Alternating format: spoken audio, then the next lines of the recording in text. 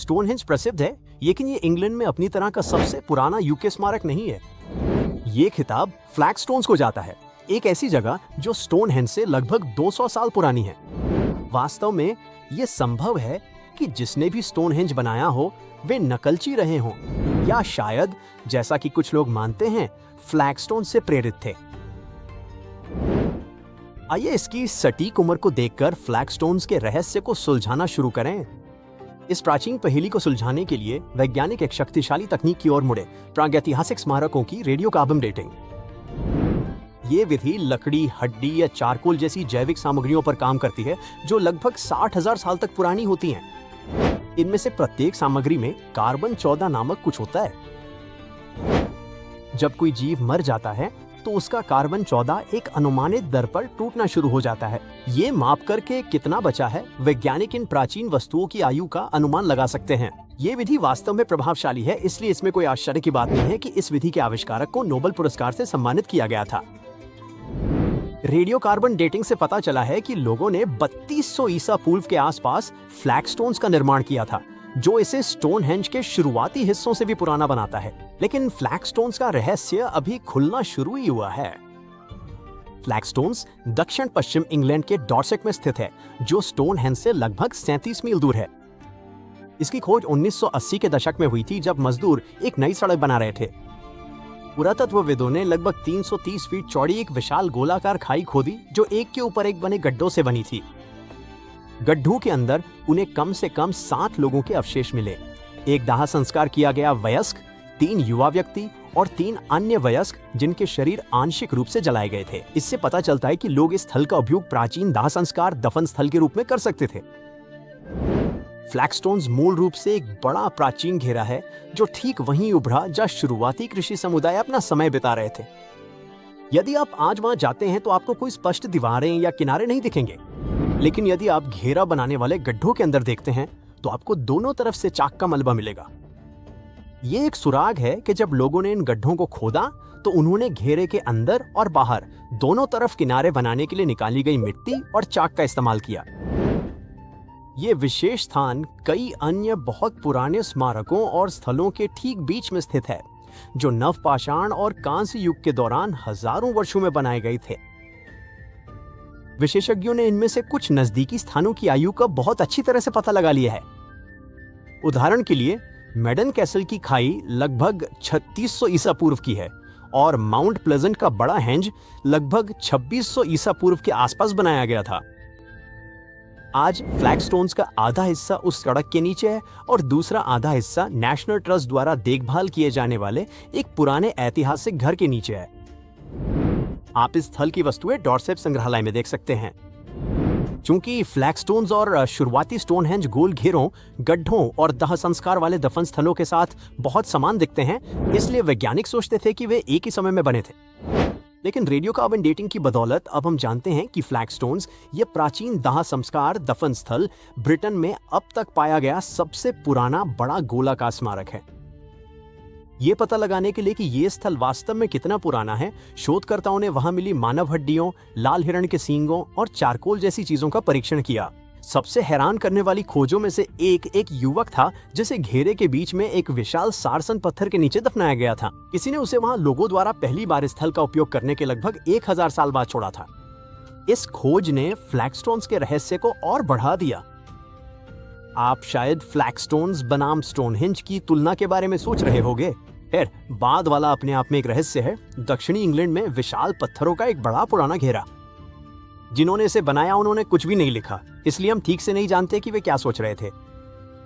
एक पुरानी कहानी कहती है कि राजा आर्थर के जादूगर मर्लिन ने आयरलैंड से पत्थरों को लाने के लिए जादू का इस्तेमाल किया था, जहां दिग्गजों ने उन्हें एक साथ रखा था। एक और कहानी कहती है कि डेनमार्क के लोगों ने इसे बनाया था। आज कुछ लोग सोचते हैं कि इसे परग्रही आगंतुकों ने बनाया है। जॉन ऑब्रे नाम के एक व्यक्ति ने 1660 के दशक में स्टोनहेंज का अध्ययन शुरू किया था। उन्होंने सोचा था कि केल्ट्स ने इसे अपने पुजारियों के लिए बनाया था, जिन्हें ड्रूइड्स कहा जाता था, लेकिन ये गलत निकला।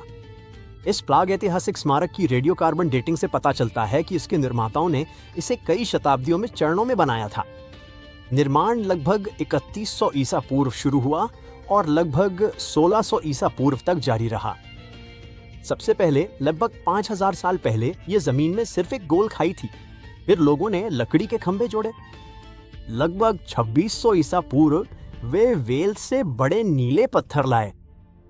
बाद में उन्होंने सारसन जोड़े जो और भी बड़े पत्थर थे, जिनमें से प्रत्येक का वजन 5 हाथियों के बराबर था। वे उन पत्थरों को 19 मील दूर से लाए और उन्हें घोड़े की नाल के आकार के 5 ऊंचे पत्थर के मेहराबों के साथ एक बड़े घेरे में रखा।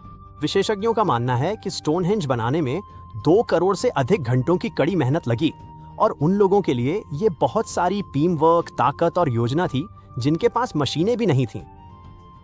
इन दिनों स्टोनहेंज वास्तव में किस लिए इस्तेमाल किया गया था, इसके बारे में कुछ अलग विचार हैं। कुछ विशेषज्ञों का मानना है कि ये एक पवित्र स्थान था जहां लोग धार्मिक समारोह के लिए इकट्ठा होते थे। अन्य लोगों का मानना है कि ये एक शुरुआती प्रकार का विज्ञान केंद्र था जिसका उपयोग आकाश का अध्ययन करने और समय का पता लगाने के लिए किया जाता था। दोनों समूहों ने गौर किया कि स्टोनहेंज के पत्थर सूर्य और चंद्रमा के साथ संरेखित हैं, इसलिए लोगों ने बदलते मौसमों को चिन्हित करने के लिए इस स्थल का उपयोग किया होगा, विशेष रूप से ग्रीष्म और शीतकालीन संक्रांति के दौरान। कुछ लोग सोचते हैं कि इसने एक विशाल कैलेंडर की तरह काम किया, जिससे लोगों को तारीखों का पता लगाने या सूर्य ग्रहण जैसी चीजों की भविष्यवाणी करने में मदद मिली। स्टोनहेंज भी एक प्राचीन दाह संस्कार दफन स्थल था, कम से कम कुछ समय के लिए। खैर, अगर हम फ्लैगस्टोन्स बनाम स्टोनहेंज की तुलना जारी रखें तो हम इन स्मारकों की उम्र पर अधिक विचार किए बिना नहीं रह सकते। फ्लैगस्टोन्स स्टोनहेंज से भी पुराना है। वास्तव में ये यूके के सबसे पुराने स्मारकों में से एक है। ये वास्तव में खास है क्योंकि ये ब्रिटेन में अब तक पाया गया सबसे प्राचीन बड़ा गोल घेरा है। नवीनतम अध्ययनों के अनुसार इसकी आयु लगभग 5200 वर्ष पुरानी है। इसके बनने के बाद अन्य जगहों पर भी अधिक से अधिक गोल स्मारक बनने लगे। इसके निर्माण से पहले अधिकांश प्राचीन स्मारक लंबे और सीधे थे, जैसे आयताकार बैरो या दफन टीले या लंबी खाइयां जिन्हें कर्सिस स्मारक कहा जाता था। कुछ के आकार तो और भी बेतरतीब थे। लेकिन फ्लैगस्टोन स्मारक एक बड़ा बदलाव दिखाता है। लोग इसके बजाय घेरों में निर्माण करने लगे थे। कुछ विशेषज्ञों का मानना है कि गोलाकार स्मारकों का ये विचार आयरलैंड से आया होगा, जहां लोग पहले से ही गोल कब्रों में शवों को दफना रहे थे। दूसरी ओर, भले ही फ्लैगस्टोन्स स्टोनहेंज से पुराना निकला है, नए निष्कर्ष बताते हैं कि स्टोनहेंज की तारीख को फिर से निर्धारित करने की आवश्यकता हो सकती है। स्टोनहेंज में मिली कुछ वस्तुएं, जैसे जानवरों की हड्डियां, वास्तव में मुख्य संरचना से भी पुरानी हैं।